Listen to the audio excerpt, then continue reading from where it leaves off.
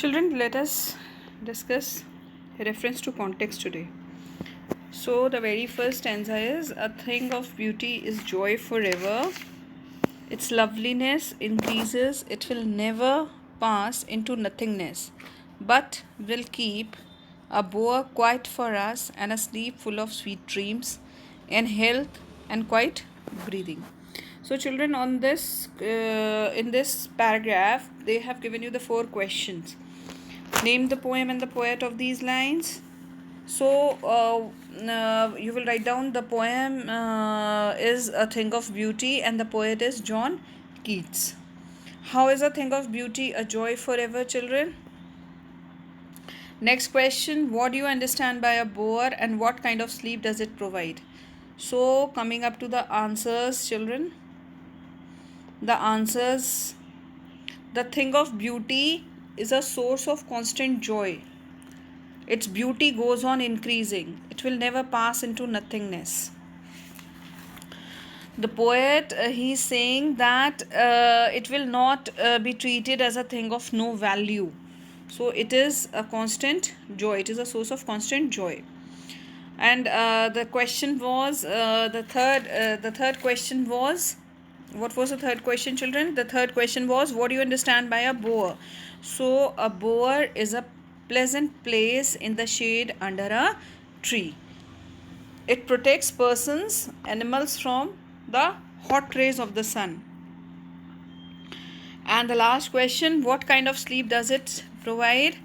Children, you will write down, it provide us a sound sleep full of sweet dreams, health and peaceful breathing. If we come up to the next paragraph, therefore in every morrow are we wreathing a flowery band to bind us to the earth, spite of despondence, of the inhuman dirt, of noble natures, of the gloomy days, of all the unhealthy and over-darkened ways made for our searching, yes, in spite of all. Again, name the poem and the poet. So you will write down again what is the name of the poem. The name of the poem is A Thing of Beauty and the poet is John Keats. Why are we despondent? Children, we will write down, we possess the evil qualities of malice and disappointment. So we suffer from the lack of noble qualities. That is why we feel despondent. Children, despondence means disappointment. Despondence means disappointment. Next question, what removes the pearl from our dark spirits? Children, some beautiful shapes or a thing of beauty removes the pall of sadness from our hearts or spirits. What are we doing every day? We are weaving a flowery wreath to bind us to the beauties of the earth. Daily we are weaving a flowery wreath to bind us to the beauties of the earth. Now the third paragraph, some shape of beauty moves away the pearl from our dark spirits, such the sun, the moon, trees, old and young, sprouting a shady boon. For simple sheep and such are daffodils, with a green world they live in, and clear rills that for themselves a cooling covert make gainst the hot season, the mid-forest brake, rich with the sparkling of fair musk rose blooms. So, in this paragraph, what is the first? Now actually, children, in this paragraph I have already explained you this paragraph. In this paragraph he says that in spite of all the sufferings, some beautiful things remove the cover of sad feelings from our hearts.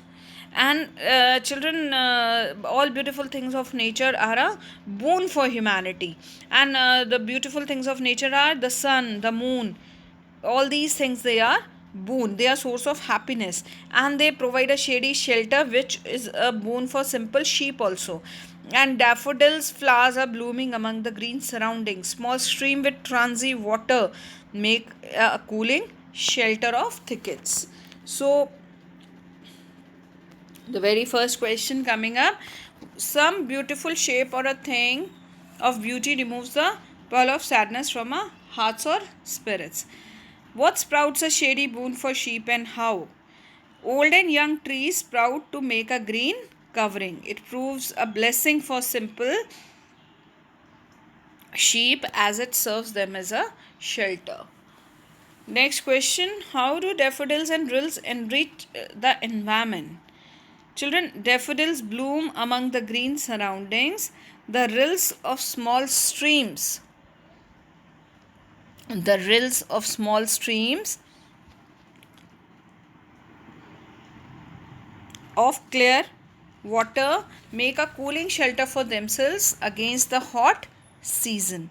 Children's rills means small streams. Okay, covert means shelter of bushes. Covert means shelter of bushes. Now, what makes the mid forest break rich?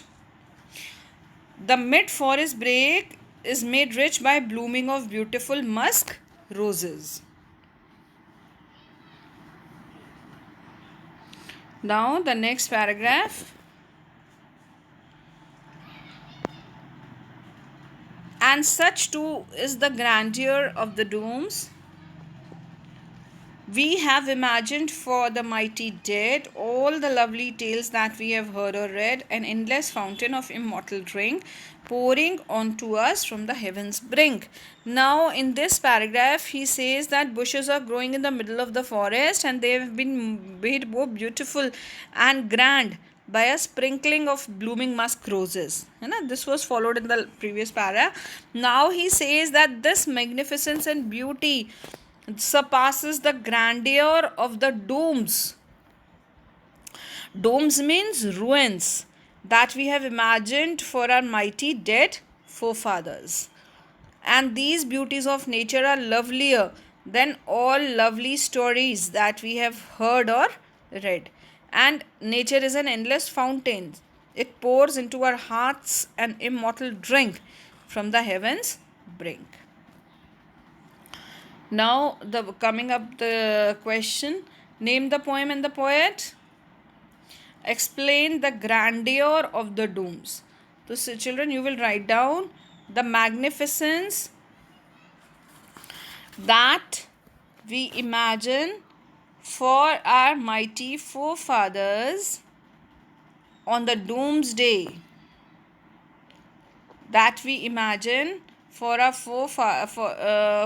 mighty dead forefathers on the doomsday. Third question, what is the thing of beauty mentioned in these lines? Children, you will write down the lovely tales of mighty men are mentioned in these lines. The last question, what image does the poet use in these lines? You will write down the poet uses the image of an endless fountain of immortal drink to describe the beautiful bounty of the earth. The earth has bestowed us with sun, moon, flowers, rivers, greenery, etc. Now, I hope that you have understood the poem. Actually, John Keats uses a very beautiful image to describe the beautiful bounty of the earth. Beautiful bounty of the earth is called an endless fountain of immortal drink by John Keats.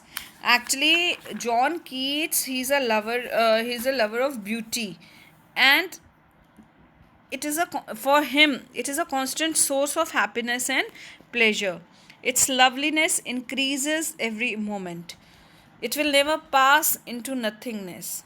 So we can say, in other words, a thing of beauty is never devalued. Note down these answers and send the assignment.